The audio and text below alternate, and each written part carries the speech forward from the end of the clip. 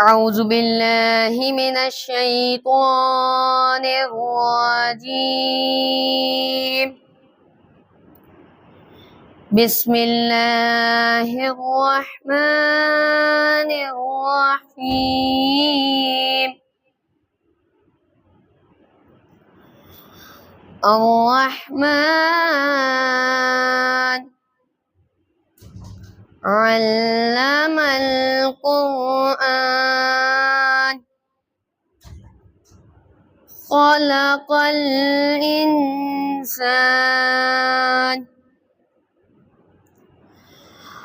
الرحمن علم القرآن خلق الإنسان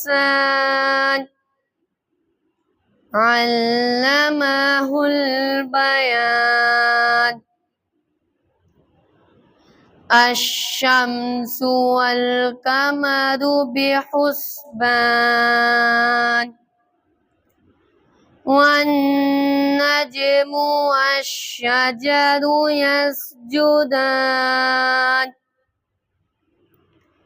والسماء رفعها ووضع الميزان. صدق اللہ العظیم. صلی اللہ علیہ یا رسول اللہ وسلم علیک یا حبیب اللہ.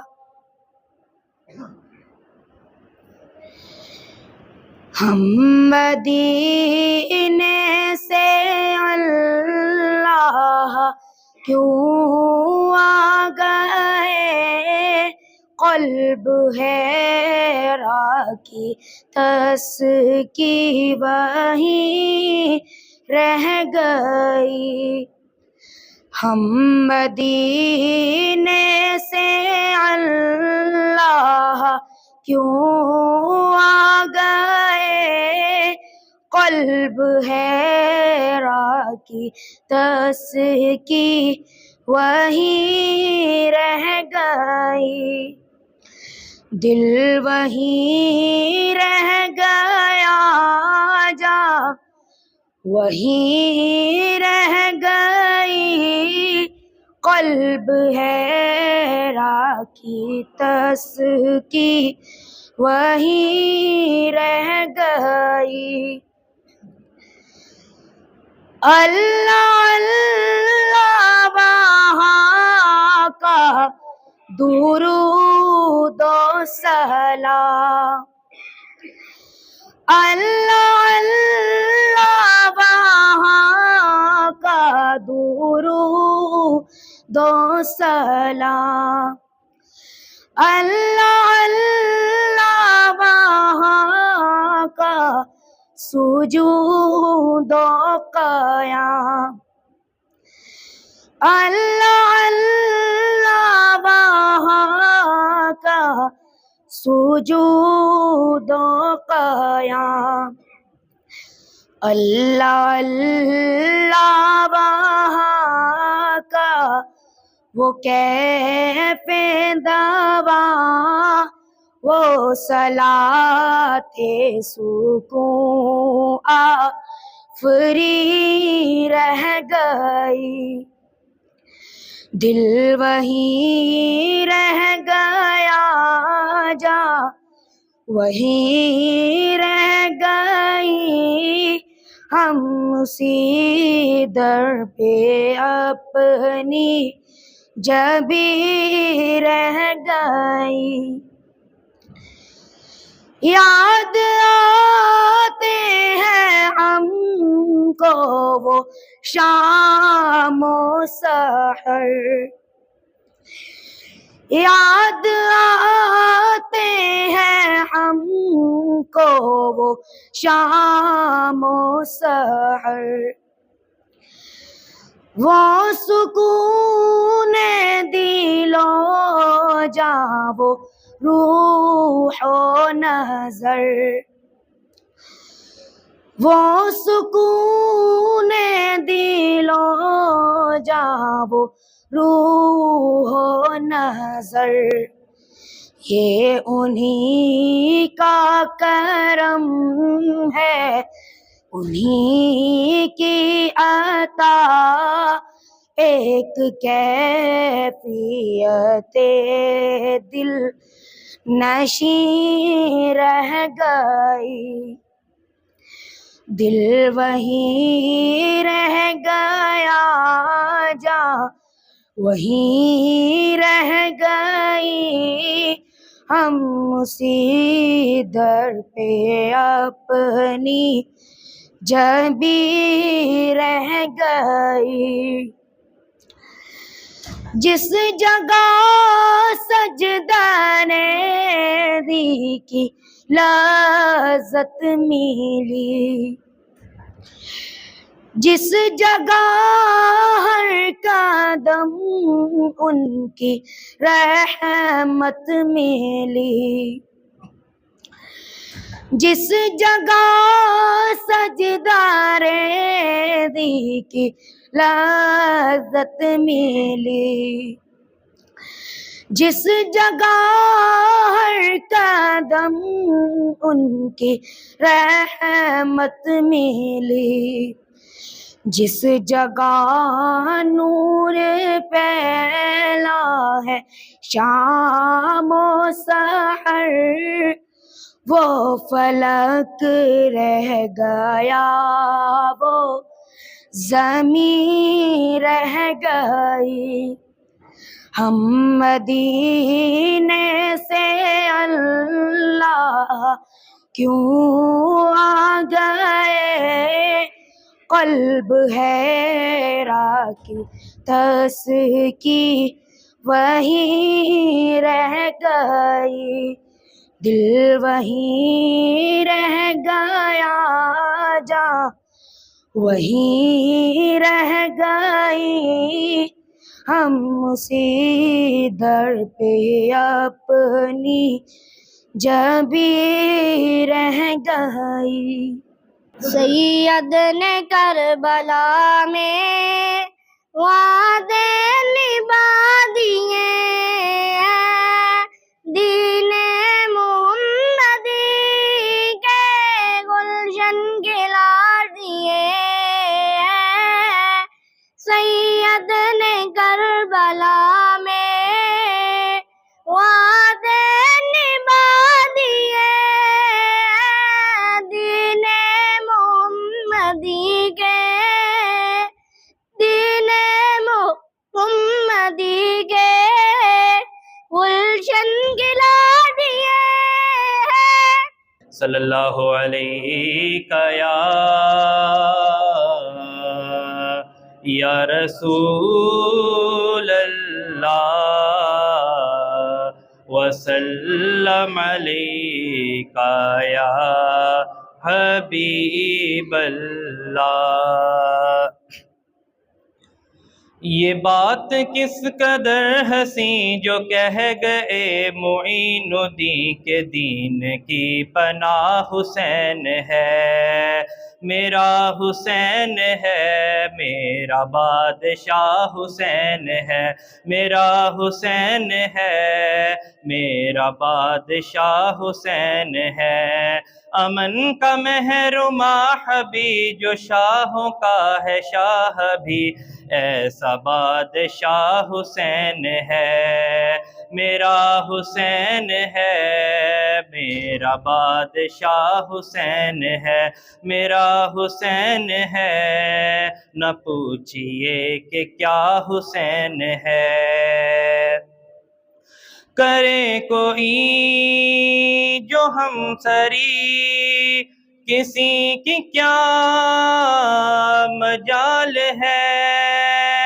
حسین ہر لحاظ سے جہاں میں بے مثال ہے، یہ ہو چکا ہے فیصلہ، یہ ہو چکا ہے فیصلہ، نہ کوئی دوسرا حسن نہ کوئی دوسرا حسین ہے، میرا حسین ہے، میرا بادشاہ حسین ہے، میرا حسین ہے، نہ پوچھئے کہ کیا حسین ہے۔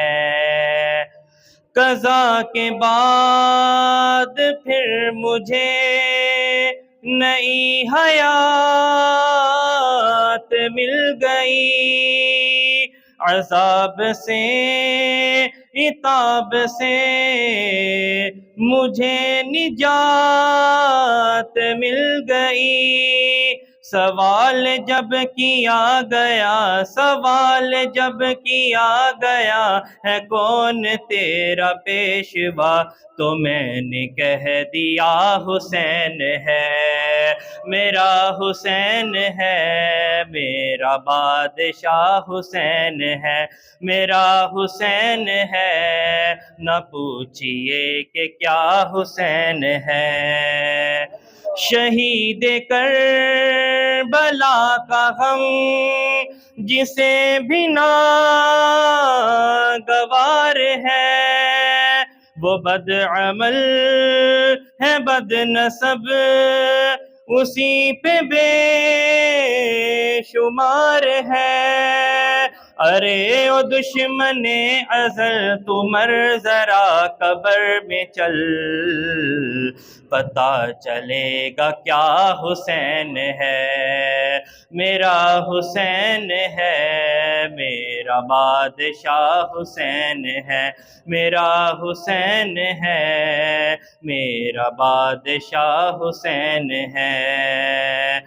دعاؤں میں نداؤں میں یہ واسطہ بنائے گا، بہشت کی جو راہوں کا راستہ بنائے گا۔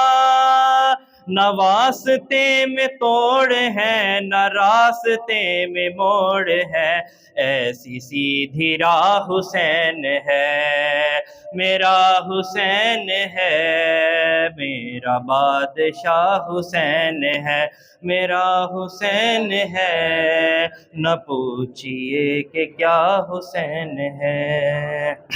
الحمدللہ رب العالمین والصلاة والسلام على سید المرسلین، اما بعد فاعوذ باللہ من الشیطان الرجیم، بسم اللہ الرحمن الرحیم۔ قال اللہ تبارک و تعالی فی القرآن المجید، قل لا اسألکم علیہ اجرا الا المودۃ فی القربى۔ صدق اللہ العظیم۔ محرم الحرام شریف کا مہینہ جاری اور ساری ہے۔ اہل بیت اطہار علیہم رضوان کی جو قربانیاں اس مہینے کے اندر ہیں، ان کو ماننے والے ہر سال ہی ان قربانیوں کو یاد کرتے ہیں، اور دین اسلام کے لیے جو انہوں نے اپنی جانوں کے نذرانے پیش کیے، اپنا تن من دھن سب کچھ قربان کیا، اس کو یاد کرتے ہیں، ان کا ذکر خیر کرتے ہیں، اور اپنے دین اسلام پر استقامت کی دعائیں کرتے ہیں۔ اللہ تبارک و تعالی ان کی برکتیں ہمیں بھی نصیب فرمائے۔ نبی کریم علیہ السلام نے احادیث کے اندر اپنے نواسوں کے، اپنی اہل بیت کے بہت زیادہ فضائل بیان فرمائے ہیں۔ ایک حدیث پاک میں بھی آپ کے سامنے بیان کروں گا، توجہ کے ساتھ حدیث پاک سننی ہے، انشاءاللہ آپ کا ایمان تازہ ہوگا۔ عظیم محدث امام طبرانی رحمۃ اللہ تعالیٰ علیہ نے اس حدیث پاک کو نقل کیا ہے۔ حضرت عبداللہ بن عباس رضی اللہ تعالیٰ عنہ، جو صحابی رسول بھی ہیں، عظیم مفسر بھی ہیں، اور نبی کریم علیہ السلام کے چچا زاد بھائی بھی ہیں، آپ روایت کرتے ہیں کہ ایک مرتبہ عصر کا وقت تھا، نبی کریم علیہ السلام مسجد نبوی شریف میں تشریف لے آئے، نماز عصر کا وقت تھا، اقامت پڑھی گئی، نبی کریم علیہ السلام اپنے اصحاب کو نماز عصر پڑھانے لگے۔ جب نبی کریم علیہ السلام 3 رکعتیں پڑھ چکے تھے، چوتھی رکعت شروع فرمانے لگے تو حضرت سیدنا امام حسن اور امام حسین رضی اللہ تعالی عنہما تشریف لے آئے اور نبی کریم علیہ الصلوۃ والسلام کی پیٹھ پر سوار ہو گئے۔ اب نماز نبی کریم علیہ الصلوۃ والسلام نے اسی طرح جاری رکھی۔ نماز مکمل کرنے کے بعد نبی کریم علیہ الصلوۃ والسلام نے جب سلام پھیرا تو امام حسین رضی اللہ تعالیٰ عنہ نبی کریم علیہ السلام کی طرف لپکے، اپنے نانا جان کی طرف جو ہے وہ لپکے، اور نبی کریم علیہ الصلوۃ والسلام نے ان کو اپنے جو ہے وہ دائیں کندھے پر سوار کر لیا۔ پھر امام حسن رضی اللہ تعالیٰ عنہ نبی کریم علیہ السلام کی طرف بڑھے تو نبی کریم علیہ الصلوۃ والسلام نے ان کو اپنے بائیں کندھے پر بٹھا لیا۔ نبی کریم علیہ الصلوۃ والسلام نے اپنے دونوں نواسوں کو ایک ایک کندھے پر بٹھایا۔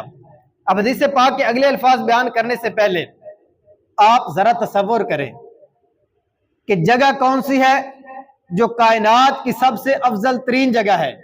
مسجد نبوی شریف ہے۔ پھر نبی کریم علیہ السلام کے سامنے کون بیٹھے ہیں؟ جو ساری امتوں میں افضل امت کے اور نبی کریم علیہ الصلوۃ والسلام کے اصحاب ہیں، وہ سامنے بیٹھے ہیں، اور نبی کریم علیہ الصلوۃ والسلام جو بیان فرما رہے ہیں کائنات میں سب سے افضل اور اعلیٰ ہستی آپ کی ہے، اور آپ کے کندھوں پر امام حسن اور امام حسین رضی اللہ تعالیٰ عنہ بیٹھے ہیں۔ اب آگے الفاظ سنیے گا۔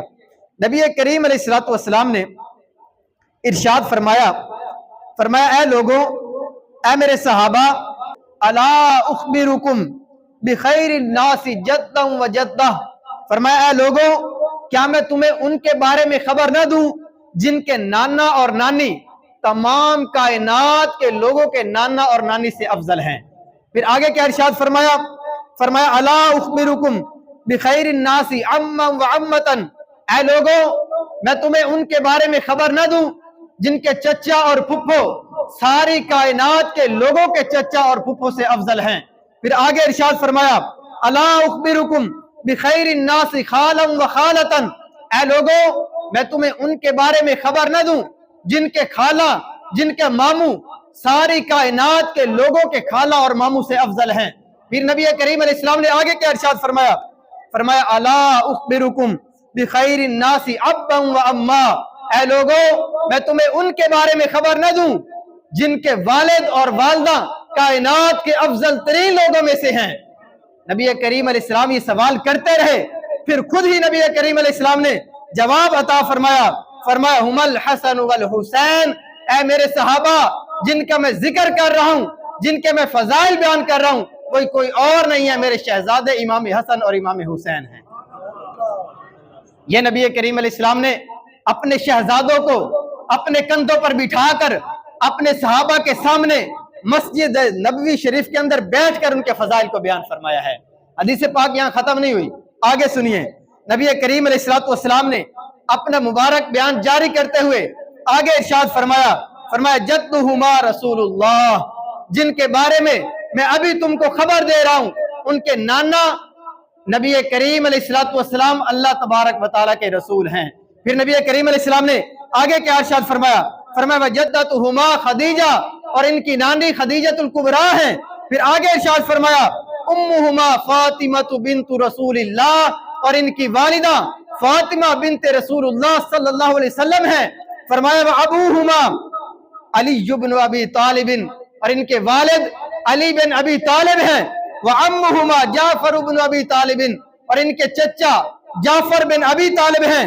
اور آگے ارشاد فرمایا وعمتہما ام ہانی بنت ابی طالب، اور ان کی پھپھو ام ہانی بن ابی طالب ہیں۔ فرمایا وخالہما القاسم بن رسول اللہ، اور ان کے ماموں قاسم نبی کریم علیہ الصلوۃ والسلام کے لخت جگر ہیں۔ پھر آگے فرمایا وخالاتہما زینب ورقیۃ وام کلثوم بنات رسول اللہ، اور ان کی خالائیں زینب، رقیہ اور ام کلثوم ہیں جو نبی کریم علیہ الصلوۃ والسلام کی شہزادیاں ہیں۔ یہ نبی کریم علیہ السلام نے اپنے شہزادوں کے بارے میں بیان فرمایا۔ اب نبی کریم علیہ الصلوۃ والسلام نے جب یہ بیان فرمایا نا تو اگلے الفاظ سنیے گا۔ اگلے الفاظ کے اندر جو نبی کریم علیہ السلام نے بیان فرمایا نا جب آپ سنیں گے تو انشاءاللہ خوشی سے آپ کا دل جھوم جائے گا۔ نبی کریم علیہ السلام نے اگلے الفاظ میں فرمایا لوگوں سن لو، جدہما فی الجنہ، ان دونوں کے نانا اور نانی بھی جنتی ہیں، ابوہما فی الجنہ، ان کے ابو اور امی بھی جنتی ہیں، امہما فی الجنہ، ان کے چچا بھی جنتی ہیں، امتہما فی الجنہ، ان کی پھپھو بھی جنتی ہیں، فرمایا وخالاتہما فی الجنہ، ان کے ماموں اور ان کی خالائیں بھی جنتی ہیں، ہما فی الجنہ، یہ دونوں بھی جنتی ہیں، ومن احبہما فی الجنہ، اور جو خوش نصیب ان سے محبت کرے گا وہ بھی جنتی ہے۔ الحمدللہ ہم نبی کریم علیہ السلام کے اہل بیت سے محبت رکھتے ہیں، ہمیں نبی کریم علیہ السلام کے تمام اہل بیت سے محبت ہے۔ نبی کریم علیہ السلام کے نواسے ہوں، آپ کی نواسیاں ہوں، آپ کی بیٹیاں ہوں، آپ کے بیٹے ہوں، نبی کریم علیہ السلام کے ازواج ہوں، ہم ان سے عقیدت رکھتے ہیں، نبی کریم علیہ السلام کی نسبت سے ہم ان سے محبت کرتے ہیں، اور حدیث پاک کے مطابق خود نبی کریم علیہ السلام نے کیا فرمایا جو خوش نصیب ان سے محبت کرے گا اللہ تبارک و تعالیٰ اسے بھی جنت میں داخلہ عطا فرمائے گا۔ کیسی خوش نصیبی ہے۔ الحمدللہ آج ہم ان کا ذکر خیر کر رہے ہیں، انہوں نے جو قربانی دین اسلام کے لیے دی ہم ان کو ذکر کر رہے ہیں، اور نبی کریم علیہ السلام کے فرامین کا انشاءاللہ ہمیں بھی حصہ ضرور ملے گا۔ نبی کریم علیہ السلام نے اپنے شہزادوں کی یہ فضیلت خود مسجد نبوی کے اندر بیٹھ کر اپنے اصحاب کے سامنے بیان کی۔ اب بعد میں نبی کریم علیہ السلام نے ان ساری باتوں کے اندر یہ نہیں ارشاد فرمایا کہ میرا بیٹا حسین بہت بڑا اللہ کا ولی ہے، میرا بیٹا حسین بہت بڑا نمازی ہے، یا کل بڑا ہو کر بہت بڑا نمازی بنے گا، اللہ پاک کا ولی بنے گا۔ اس طرح کی چیزیں نبی کریم علیہ السلام نے بیان نہیں فرمائی، بلکہ نبی کریم علیہ السلام نے ان کے نسب کو بیان کیا ہے، اور اس نسب کے کیا فضائل ہیں نبی کریم علیہ السلام نے اس کو بیان کیا ہے۔ تو علماء فرماتے ہیں اس سے پتہ یہ چلا کہ نسب فخر کرنے کے لیے نہیں ہوتا ہمارے لیے، بلکہ نبی کریم علیہ السلام کا جو نسب ہے نا، یہ نبی کریم علیہ السلام کے رشتہ داروں کو کل قیامت کے دن بھی فائدہ عطا فرمائے گا۔ نبی کریم علیہ السلام کا نسب ہے نا، نبی کریم علیہ السلام کے ساتھ ان کی نسبت ہے، جس کی وجہ سے اللہ تبارک و تعالیٰ نے انہیں اتنا عروج اور اتنا مقام اور مرتبہ عطا فرمایا۔ آگے سنیے گا، امام حسین رضی اللہ تعالیٰ عنہ آخری الفاظ میں نبی کریم علیہ السلام نے کیا فرمایا؟ جو خوش نصیب ان سے محبت کرے گا اللہ تبارک و تعالیٰ اسے بھی جنت میں داخلہ عطا فرمائے گا۔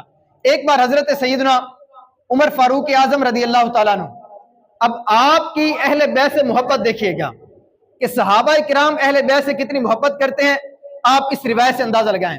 حضرت سیدنا عمر فاروق اعظم رضی اللہ تعالیٰ عنہ کا دور خلافت تھا، آپ کے پاس کچھ کپڑے آئے، آپ نے وہ سارے کپڑے جو ہے وہ لوگوں میں تقسیم فرما دیے۔ ہوا کیا، جب سارے کپڑے تقسیم کر دیے تو تھوڑی ہی دیر کے بعد سامنے دیکھا کہ حضرت سیدنا امام حسین اور امام حسن رضی اللہ تعالیٰ عنہ تشریف لا رہے ہیں۔ جب حضرت عمر فاروق رضی اللہ تعالیٰ عنہ نے ان کو دیکھا تو بے چین ہو گئے، فرمایا خدا کی قسم کپڑے بانٹنے پر مجھے بالکل خوشی نہیں ہوئی۔ لوگوں نے جب وجہ پوچھی، فرمایا دو شہزادوں کو تو کپڑے پیش ہی نہیں کر سکا۔ الفاظ پر غور کیجئے گا، فرمایا مجھے کپڑے تقسیم کرنے کی کوئی خوشی نہیں ہے۔ جب وجہ پوچھی گئی تو فرمایا کہ دو شہزادوں کو تو میں کپڑے پیش ہی نہیں کر سکا۔ پھر حضرت عمر فاروق رضی اللہ تعالیٰ عنہ نے فوراً یمن کے گورنر کو خط لکھا، فرمایا کہ دو قیمتی جوڑے جو ہے وہ فوراً روانہ کیے جائیں۔ جب وہ جوڑے آئے، حضرت عمر فاروق رضی اللہ تعالیٰ عنہ نے امام حسن اور امام حسین رضی اللہ تعالیٰ عنہ کو بلایا، وہ جوڑے ان کے پیش کیے تو کیا الفاظ فرمائے؟ اب میرے دل کو چین آ گیا ہے۔ الفاظ پر غور کریں، عمر فاروق رضی اللہ تعالیٰ عنہ کیا فرماتے ہیں؟ جب ان کو کپڑے دے دیے وہ خوش ہو گئے، فرمایا اب میرے دل کو چین آ گیا ہے۔ صحابہ کرام علیہ رضوان نے جب ان احادیث کو سنا تھا نا نبی کریم علیہ السلام کی زبان سے کہ اہل بیت سے محبت کرنے کے کتنے فضائل ہیں، وہ اسی طرح اہل بیت سے پھر محبت کیا بھی کرتے تھے۔ آگے سنیے، امام حسین رضی اللہ تعالیٰ عنہ، ہم آپ کا ذکر خیر سن رہے ہیں، آپ کی سیرت کے میں چند ایک پہلو انشاءاللہ بیان کروں گا۔ ویسے تو آپ کی سیرت کے بہت سارے پہلو ہیں، ہم یا تو ان کا بچپن سنتے ہیں یا پھر کربلا سنتے ہیں۔ حالانکہ امام حسین رضی اللہ تعالیٰ عنہ جب میدان کربلا کے اندر شہید ہوئے تو آپ کی عمر 56 سال تھی. یہ درمیان کے 40-50 سال بیان نہیں کیے جاتے. حالانکہ یہ بھی انہوں نے زندگی گزاری ہے, انہوں نے اپنا جو ہے وہ سارے کام کاج بھی کیے ہیں, علم دین بھی سیکھا ہے, آگے لوگوں کو سکھایا بھی ہے, لیکن ان چیزوں کو بیان نہیں کیا جاتا. میں آپ کی سیرت کے چند ایک پہلو یہاں پر جو ہے وہ بیان کروں گا. علماء فرماتے ہیں, حضرت ابن ابی لیلہ رحمۃ اللہ تعالیٰ علیہ فرماتے ہیں, میدان کربلا میں جب حضرت امام حسین رضی اللہ تعالیٰ عنہ کو یہ یقین ہو گیا کہ وعدے کا وقت آ گیا ہے, اب شہادت کے سوا کوئی دوسرا رستہ نہیں ہوگا, تو امام حسین رضی اللہ تعالیٰ عنہ نے فرمایا کہ مجھے کوئی موٹا کپڑا لا دو. اب آپ غور کریں کہ کپڑا کیوں منگوا رہے ہیں. فرمایا مجھے کوئی موٹا کپڑا لا دیں, میں اس کپڑے کو اپنے پہنے ہوئے لباس کے نیچے رکھوں گا تاکہ جب میں شہید ہو کر زمین پر گروں تو میرا ستر نہ کھل جائے. غور کریں, وقت کون سا ہے؟ اپنے خاندان کے 72 افراد شہید ہو چکے ہیں, اپنے ہاتھوں سے اپنے بیٹوں کے, اپنے بھتیجوں کے, اپنے چاہنے والوں کے, اپنے خادمین کے لاشیں اٹھائے ہیں. اس کٹھن مرحلے کے اندر, اس مشکل وقت میں بھی نبی کریم علیہ الصلوۃ والسلام کی شریعت کو آپ نہیں بھولے. کیا فرمایا؟ مجھے موٹا کپڑا لا دیں تاکہ میں رکھ لوں, شہادت کے بعد جب میں زمین پر گروں گا تو میرا ستر نہ کھل جائے. حالانکہ شہید ہونے کے بعد تو شریعت کا قلم بھی نہیں چلتا, جب بندہ اس دنیا میں نہیں ہوگا تو شریعت کا قلم کیا چلے گا. لیکن پھر بھی نبی کریم علیہ الصلوۃ والسلام کی شریعت کا کتنا خیال ہے کہ کبھی بھی اس شریعت سے آپ نے منہ نہیں موڑا کہ ابھی مشکل وقت آ گئے تو کوئی مسئلہ نہیں ہے, بلکہ اس وقت بھی شریعت پر عمل کرنے کا اتنا جذبہ تھا آپ کے اندر. تو ہم نے آپ کی سیرت سے سیکھنا کیا ہے؟ صرف ہائے ہوئے کر کے ہم نے محرم نہیں گزارنا, رو لیا, پٹ پٹیا کر لیا تو محرم گزر گیا, ہم نے محبت کا دعویٰ بھی کر لیا, ختم ہو گیا. یہ ان کی سیرت کا مقصد نہیں ہے. اصل ان کی محبت یہ ہے کہ ان کی سیرت پر عمل کرنے کا ہمیں جذبہ بنانا چاہیے. جیسے انہوں نے اپنی زندگی گزاری اور دین اسلام کے لیے اپنی جان تک حاضر کر دی, ہمیں بھی اسی طرح دین اسلام کے اوپر عمل کرنا چاہیے. اب اس واقعے سے ہم کیا سیکھ سکتے ہیں؟ ہمارے یہاں کیا ہوتا ہے, بعض لوگ جو ہے وہ طرح طرح کے لباس پہن کر پھر رہے ہوتے ہیں, بعض لوگ تو آج کل نکر پہن کر پھر رہے ہوتے ہیں جس کے اندر فرض ستر پہ بندے کا نہیں چھپا ہوتا. اب اس حالت کے اندر لوگوں کے سامنے چلنا پھرنا یہ حرام ہے, سخت گناہ کا کام ہے, لیکن لوگوں کی اس طرف توجہ نہیں ہوتی. بعض لوگ گھروں کے اندر مائیں بہنیں موجود ہوتی ہیں, وہ کپڑے اتار کر قمیض اتار کر پھر رہے ہوتے ہیں, توجہ ہی نہیں ہوتی. تو ان چیزوں کی طرف ہمیں توجہ دینی چاہیے, ان کی سیرت سے ہمیں یہ سیکھنے کو ملتا ہے. دوسرے نمبر پر علماء کرام فرماتے ہیں کہ ایک مرتبہ امام حسین رضی اللہ تعالیٰ عنہ جب کربلا کی طرف سفر کر کے جا رہے تھے, آپ نے ایک جگہ خیمے لگائے. ایک شخص نے جب دیکھا کہ ویرانے کے اندر خیمے لگے ہوئے ہیں, اس نے لوگوں سے پوچھا کہ یہ خیمے کس نے لگائے ہیں؟ لوگوں نے بتایا کہ یہ امام حسین رضی اللہ تعالیٰ عنہ کے خیمے ہیں, وہ کربلا کی طرف جا رہے ہیں. اب اس کے دل میں محبت تھی, وہ ملاقات کرنے کے لیے حاضر ہوا. وہ شخص بیان کرتا ہے, جب میں خیمے میں داخل ہونے کے لیے میں نے پردہ ہٹایا تو میں کیا دیکھتا ہوں کہ امام علی مقام امام حسین رضی اللہ تعالیٰ عنہ تلاوت قرآن کر رہے ہیں اور آپ کی آنکھوں سے آنسو جاری ہیں. غور کریں, یہ ہے ان کی وہ سیرت جس پر ہم نے عمل کرنا ہے. یہ ہے اصل محبت کہ جس طرح انہوں نے قرآن سے محبت کی, اپنی زندگی میں قرآن کو اپنے سینے سے یوں لگائے رکھا کہ قرآن کی تلاوت بھی کر رہے ہیں اور پھر اس کے معنی, اس کا مفہوم سمجھ کر آپ کی آنکھوں سے آنسو بھی جاری ہیں. فقط زندگی میں ہی قرآن کو اپنے سینے سے نہیں لگایا, بلکہ جب سر تن سے جدا ہو گیا, نیزے پر بلند تھا, پھر بھی تلاوت قرآن آپ کے منہ سے جاری تھی. یہ ہے اصل ان کی قرآن سے محبت جس پر ہم نے عمل کرنا تھا. لیکن ہم نے اس کو پس پش ڈال دیا ہے. جب محرم کا مہینہ آتا ہے تو ہم کہتے ہیں کہ لنگر بانٹ دیا, ہم نے ان کے نعرے لگا لیے, بس ہم نے چند دن کے ساتھ ان کی محبت کا دعویٰ کر کے ختم. نہیں, انہوں نے پوری زندگی شریعت پر عمل کیا, پوری زندگی دین اسلام کو بچانے کے لیے, اس کو پھیلانے کے لیے صرف کی, اور آخر اپنی جان دین اسلام کو بچانے کے لیے قربان کی. تو اصل محبت یہ ہے کہ ہم ان کی سیرت کو سامنے رکھیں اور اس پر عمل کرنے کی کوشش کریں. تیسرے نمبر پر آپ کی سیرت کا پہلو سنیے. امام علی مقام امام حسین رضی اللہ تعالیٰ عنہ آپ کی علم سے محبت دیکھیں. ایک مرتبہ ایک شخص جو ہے وہ امام حسین رضی اللہ تعالیٰ عنہ سے ملاقات کے لیے حاضر ہوا اور اس نے پوچھا کہ میں نے امام حسین رضی اللہ تعالیٰ عنہ سے ملاقات کرنی ہے، وہ کہاں پر ملیں گے، کہاں آپ کی زیارت ہو سکتی ہے؟ تو اب سوال اس نے کس سے کیا ہے؟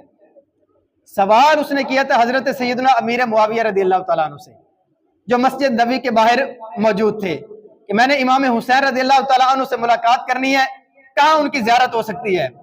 اب حضرت امیر معاویہ رضی اللہ تعالیٰ عنہ کی امام حسین اور اہل بیت سے محبت دیکھیں. الفاظ سنیے روایت کے.